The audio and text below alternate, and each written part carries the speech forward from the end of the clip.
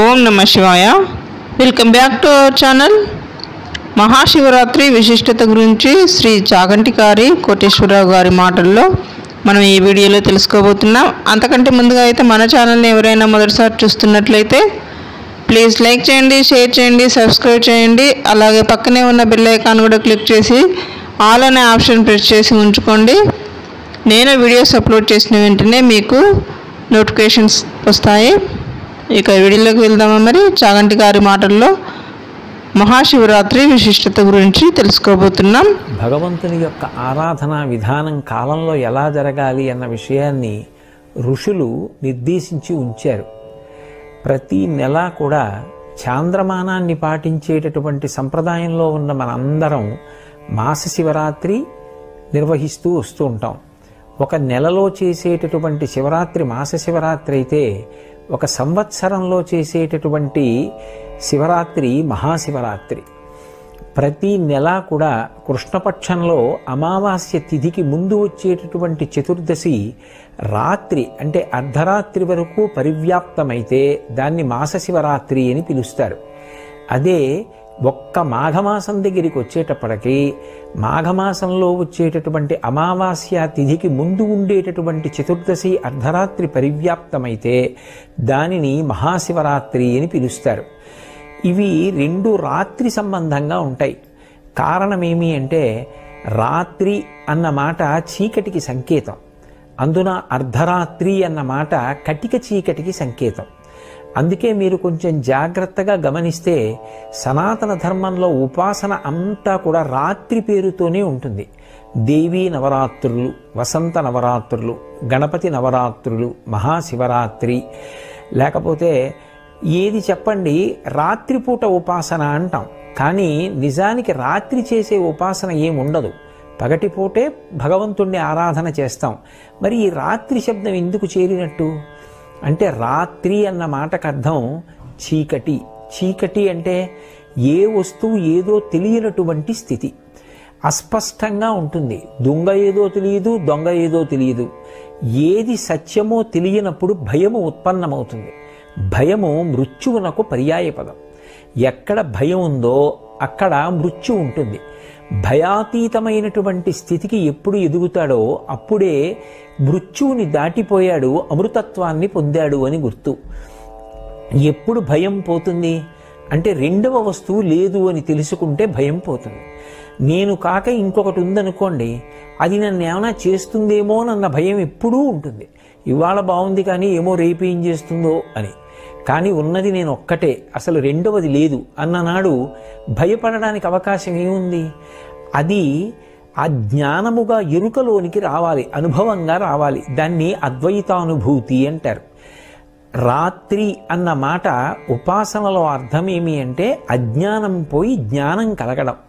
అందుకే సంవత్సరం మొత్తం మీద అర్ధరాత్రి వేళ భగవంతుని యొక్క స్వరూపములు ఆవిర్భవించేటటువంటి తిథులు ప్రధానంగా రెండు వస్తాయి.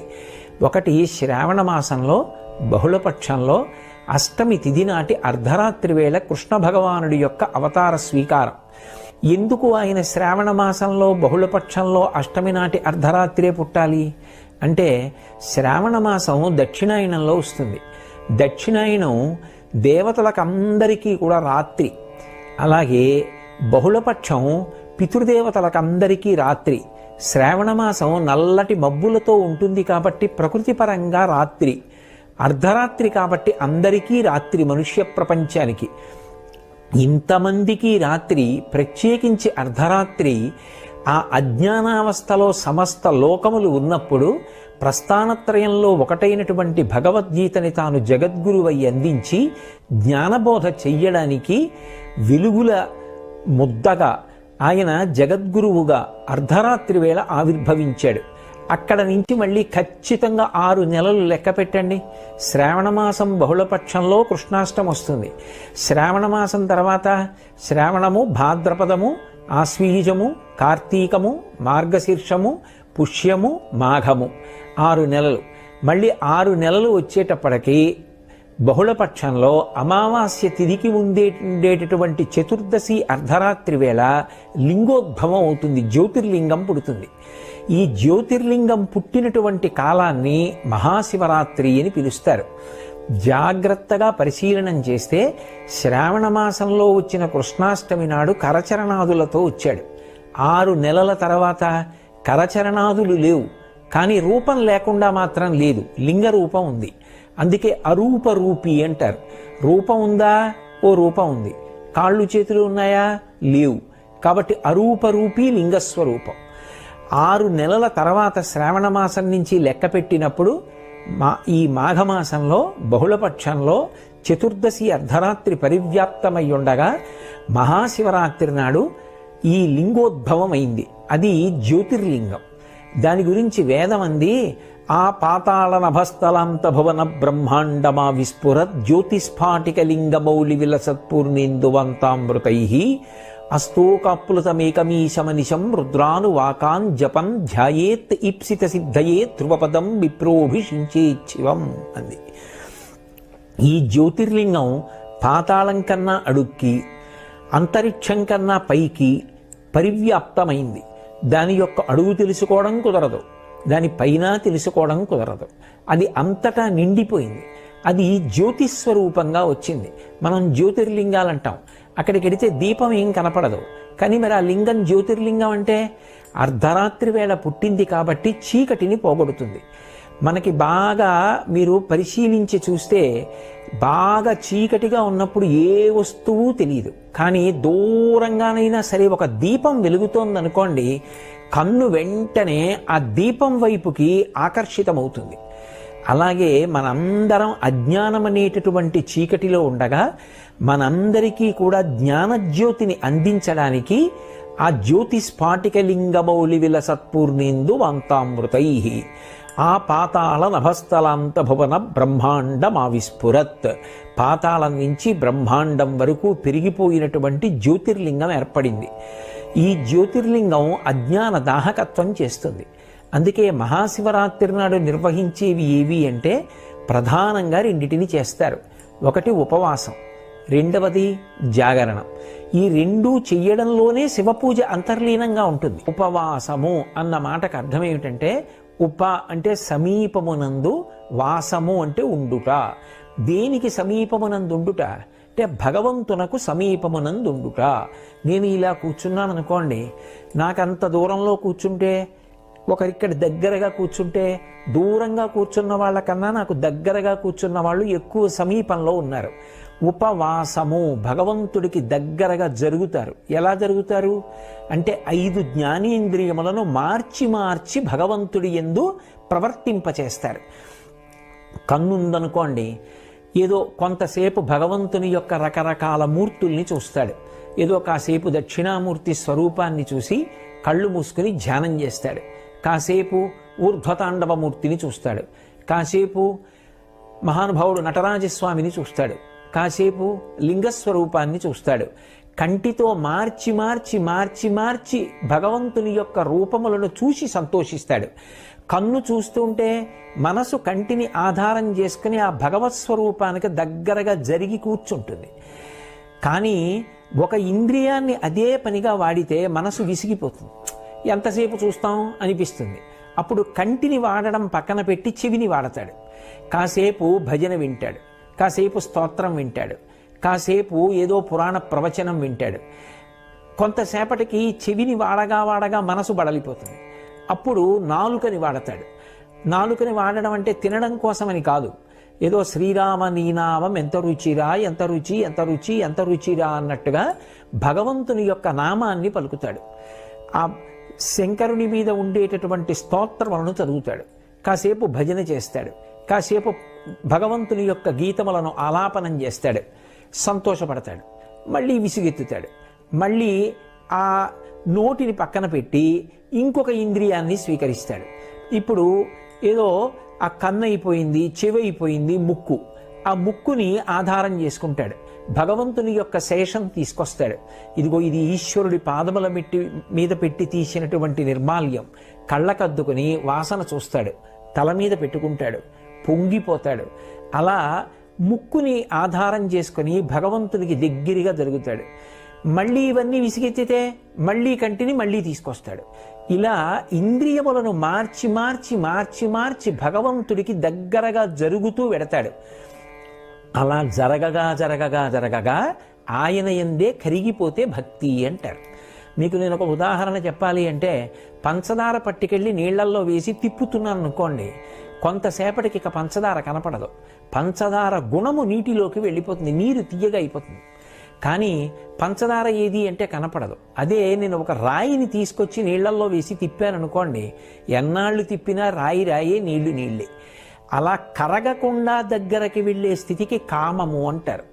కామము గట్టి పడిపోయేటట్టు చేస్తుంది. నాకు ఇది కావాలి అని కోరుకుని ఒక వస్తువు నా చేత భోగింపబడాలి అనేటటువంటి ప్రయత్నంతో దగ్గరగా జరిగితే కామము ఘనీభవిస్తాడు.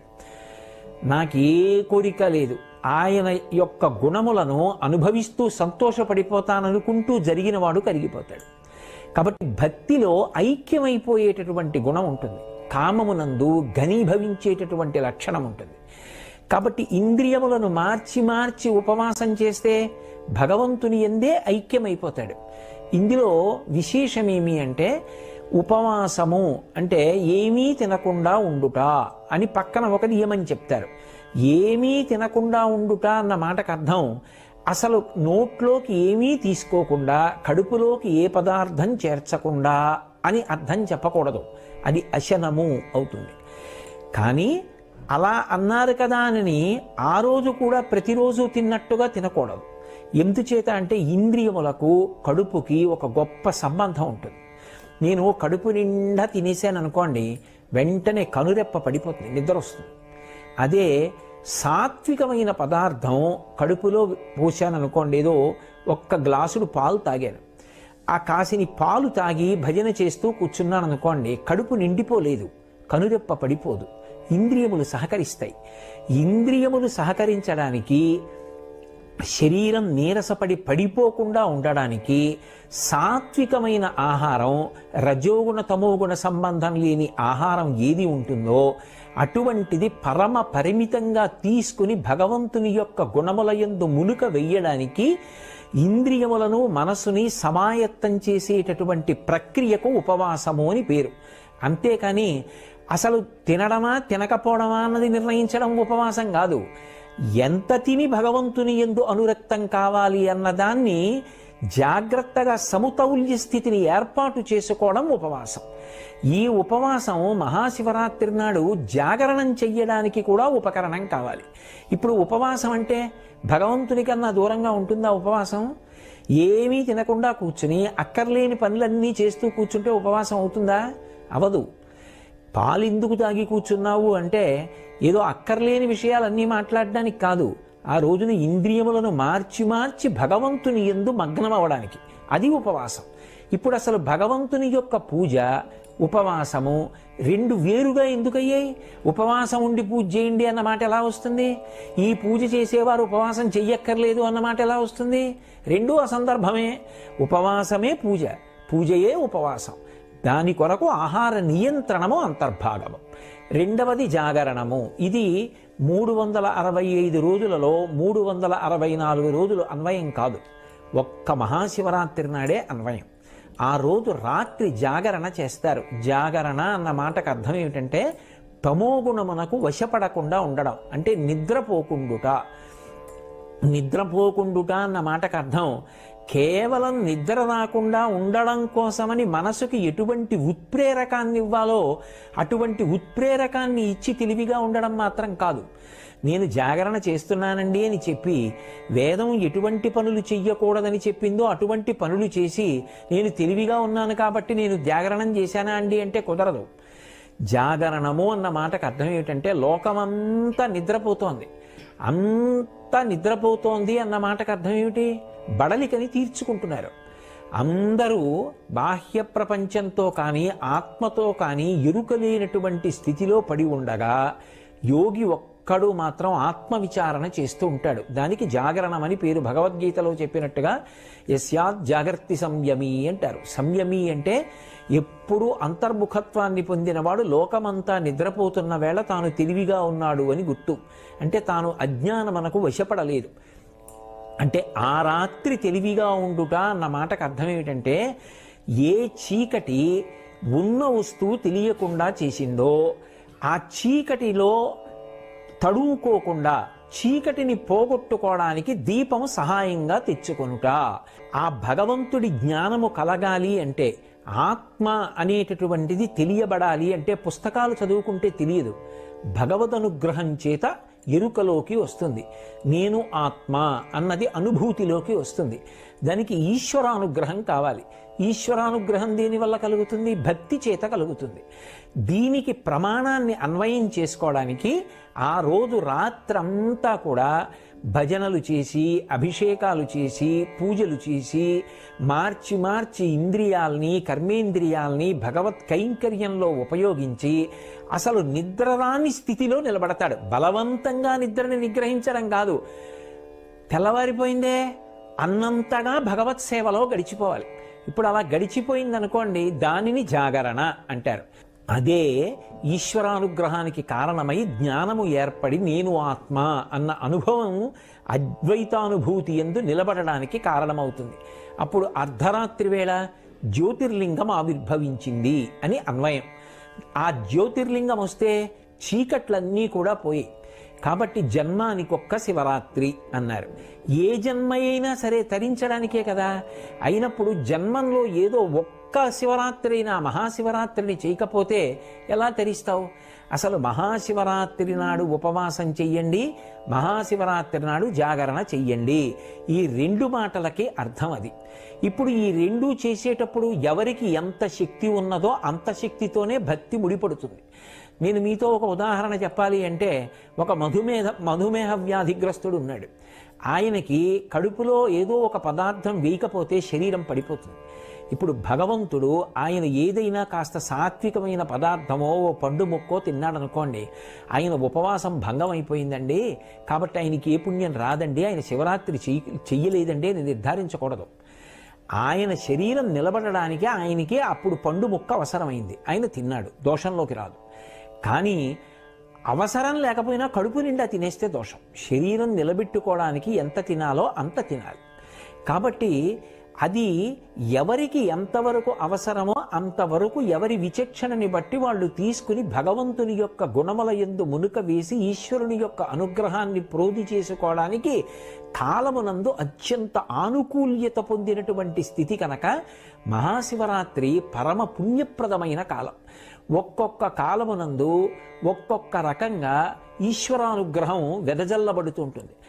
మహాశివరాత్రి నాడు చేసేటటువంటి ఉపాసన కొన్ని కోట్ల జన్మలకి సరిపడగలిగినంత అనుగ్రహాన్ని ఈశ్వరుడు వెదజల్లేటటువంటి కాలం. ఏదో రైతు వర్షం పడేటటువంటి కాలమునందు విత్తనం వేసినట్టుగా ఉపాసనకి కూడా దేశకాలములు కలిసి రావాలి. ఉపాసనలో మహాశివరాత్రి కాలము పరిపూర్ణమైనటువంటి శివానుగ్రహాన్ని పొంది ఉండేటటువంటి కాలం. ఏమి మధ్యాహ్నం 3 గంటలకు ఎందుకు పూజ చేయరు? తెల్లవారుజామున బ్రాహ్మీ ముహూర్తంలో ఎందుకు పూజ చేస్తాం? బ్రాహ్మీ ముహూర్త సమయంలో అమ్మవారి యొక్క అనుగ్రహ తరంగములు వాతావరణం అంతా నిండి ఉంటాయి.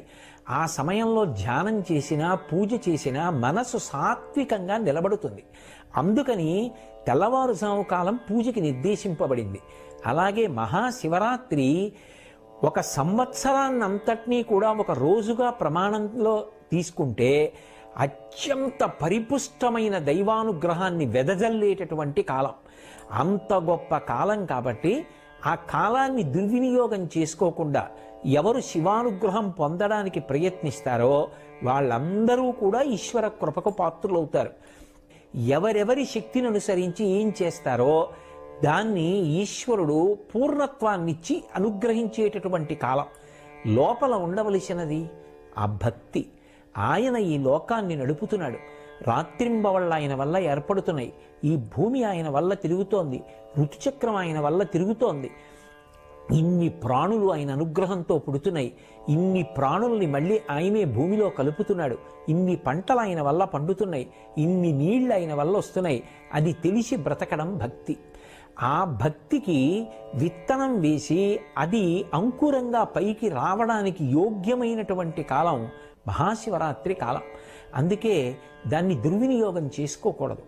జన్మానికి ఒక్క శివరాత్రి అన్న మాటలో హెచ్చరిక ఏమిటంటే, రే ఇంత పరమపుణ్యప్రదమైన కాలాన్ని పాడు చేసుకోకు. 364 రోజులు నీ భార్య బిడ్డల కోసం పరిశ్రమించావు, శాస్త్రం తప్పనలేదు. కానీ నీ కుటుంబంలో ఇంకొకడు కూడా ఉన్నాడు, జీవుడు. వాడు నీలో ఉన్న జీవుడు. ఇవాళ నీ భార్యకి భర్తవి, నీ బిడ్డలకి తండ్రివి. కానీ ఈ జీవుడు ఈ శరీరాన్ని విడిచిపెడితే ఇంకొక శరీరంలో కెడతాడు. అప్పుడు కూడా భార్యా బిడ్డల్ని పోషించుకోవాలిగా. పోషించుకోవాలంటే ధనం కావాలిగా. ధనం పుణ్యం మీద ఆధారపడిందిగా. ఆ పుణ్యానికి పరిపుష్టమైన కాలము మహాశివరాత్రి. బాహ్యంలో శివానుగ్రహం చేత అందరూ సంతోషంగా ఉండాలన్నా, లోపల జ్ఞానము పండాలన్నా, మోక్షం పొందాలన్నా అన్నిటికీ యోగ్యమైన కాలం ఏది అంటే మహాశివరాత్రి. దాన్ని లౌకికానికి వాడకు. ఆ ఒక్కరోజు నీ కొరకు అని వాడుకో. ఆ పుణ్యం అనుషంగికంగా నిన్ను నీ వాళ్ళని కూడా కాపాడుతుంది, లోకమునకు శాంతినిస్తుంది. అందరూ సంతోషంగా ఉండడానికి జగత పితరవు వందే పార్వతీ పరమేశ్వరవు అంటాడు మహాకవి కాళిదాసు.